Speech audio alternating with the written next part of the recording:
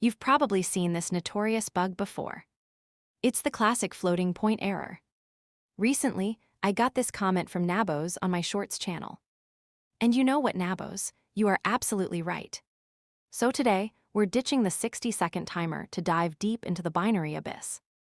In our base 10 world, 1 over 10 is simple. It's just 0.1.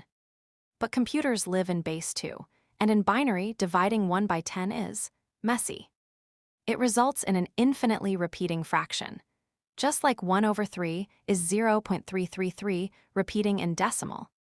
0.1 is 0.000110011 repeating in binary. This is where the IEEE 754 standard comes in. This is how your computer stores numbers. We have 64 bits to work with. 1 for the sign, 11 for the exponent, and 52 for the fraction, called the mantissa. When we try to stuff our infinite 0.1 into this finite box, we run out of space. At the 52nd bit, we have to chop it off. Because of this truncation, the stored number isn't exactly 0.1.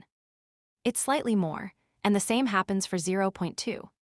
When you add these two slightly off numbers together, the errors stack up, producing that famous artifact. So it's not a bug, it's a compromise between speed and precision. If you need perfect precision, like for money, use a decimal library. Otherwise, welcome to the matrix. Start a conversation in the comments, and don't forget to like and subscribe for more.